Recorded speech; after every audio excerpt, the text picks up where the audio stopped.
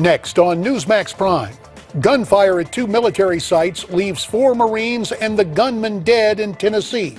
Bernie Kerik reacts to those shootings. Then, what's in the fine print on the Iranian nuclear agreement? General Michael Hayden takes a closer look. Plus, Hillary and her campaign. Author Gail Sheehy discusses a new poll showing Mrs. Clinton would lose to Republicans in 6 key states. And the way I see yesterday's heated exchange between our president and a reporter. Newsmax Prime for Thursday, July 16th starts now.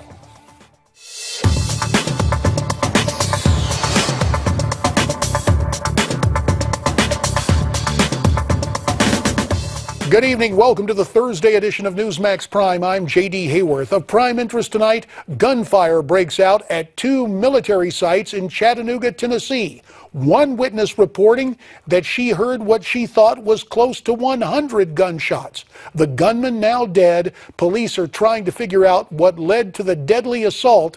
But right now, the information is just dribbling in. We take all shootings very seriously.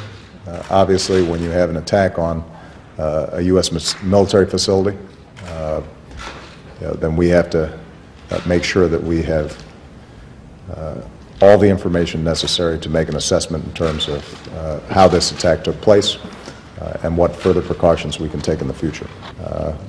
I want everybody to understand that we will be thorough and prompt in figuring out exactly what happened.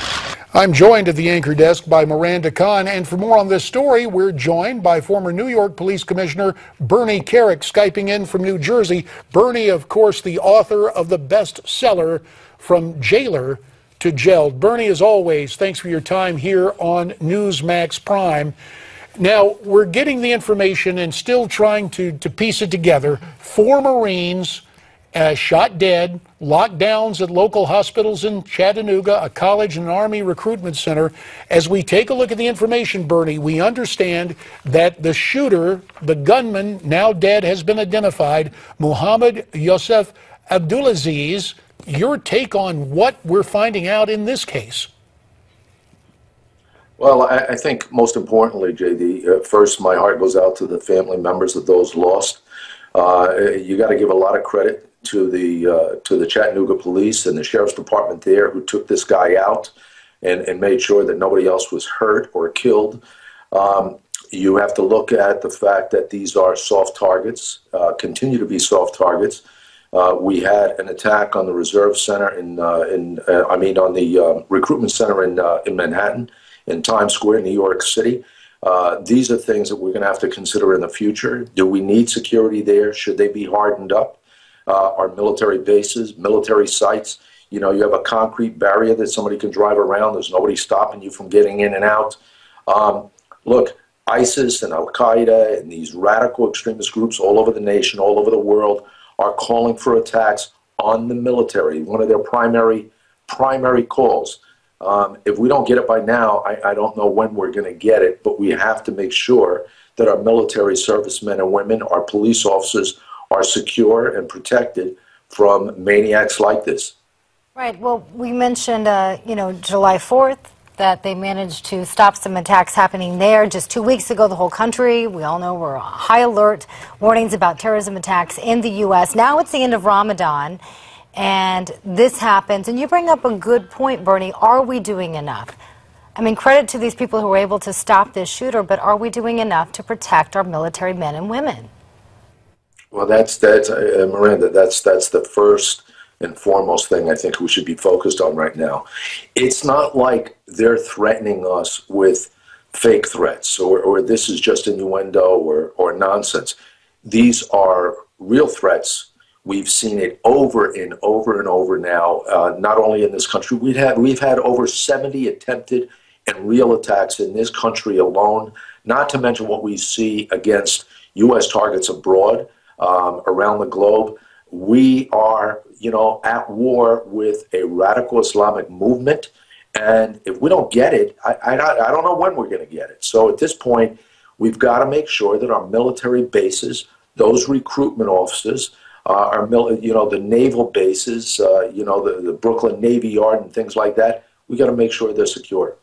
Now, Bernie, correct me if I'm wrong, but as I recount your resume, you really got your start in law enforcement with the military police at Fort Bragg, North Carolina, and elsewhere in your military career. Now, it's very interesting, and I forget the exact year. I believe it was under President Carter, but there came to pass a prohibition on military personnel wearing their weapons even on military bases. Is it time to rethink that and allow military to carry, especially on the base? You know, JD, I think that's something that has to be considered and looked at least in certain MOSs. The military police, you know, in civilian capacity, a police officer is on duty 24 hours a day. I don't see why that couldn't be the case within the military bases. We have a ton of special operations personnel that are qualified with every weapon under the sun walking around these bases unarmed. I don't see why they themselves couldn't be armed in some capacity. I think this is something that should be looked at. Are you concerned at all about the cutbacks that are going to be happening here at military bases around the world, and that we're going to be cutting back thousands of troops? Well, listen, when you're at war, it's not a time for cutbacks.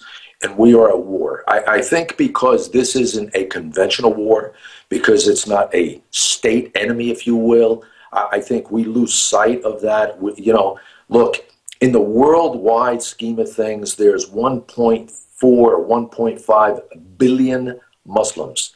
If only 1% of that number is of this radical extremist mentality, which is our enemy, that number's our enemy. If it's only 1%, that's an enormous number. I personally think it's bigger. And I think this is not the time to cut back our military. Bernie, I want to return to those days when you wore that cuff on your sleeve that said MP Military Police. And granted, it's been a few years, but walk me through this again. I want to make sure I understand.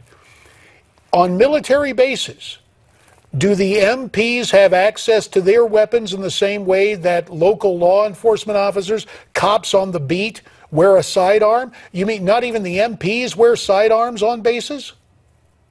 The MPs wear sidearms on bases when they're in active capacity. You go out for a tour of duty patrolling the base, you have a sidearm on you at that point. Once you're off duty, once your 8 hours is done, that firearm goes back into the armory and it stays there until you go out on duty the next day. You're issued a weapon. There are criminal investigators for the CID and the military police investigations units. They may have sidearms in an off-duty, undercover capacity, but there aren't many of those. So I think it's time to look at our military bases, especially where you have military police coverage, naval police coverage, the Marine Corps MPs. I think it's time to look at these guys and see if they can't be armed in some other capacity besides their 8-hour tour of duty. All right, Bernie, I want to ask you, because all of this is going on, and the president just announced a deal with Iran. Iran obviously being Shia Muslim, and we're trying now to get more Sunni militias to be on our side. Could that cause some problems? Could that only further help ISIS with its recruitment?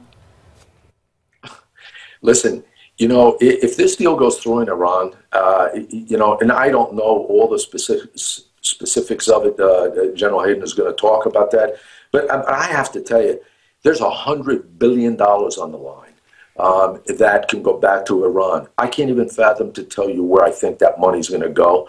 It's going to fund global terror operations around the world. And Bernie, let me, as we're closing in on this, just have to ask this question. 20 seconds left. Do you believe what happened today could be the start of coordinated attacks here on the homeland? If it proves that this guy's an ISIS follower, this is nothing they haven't said they're going to do. This is what they've been talking about. So, you know, I believe this is a start. But, you know, we've had 70 of these things already. So, you know, it's just going to continue. We will have to end it there. Bernie Kerik, former New York Police Commissioner, sir, you have our thanks. And we're coming right back.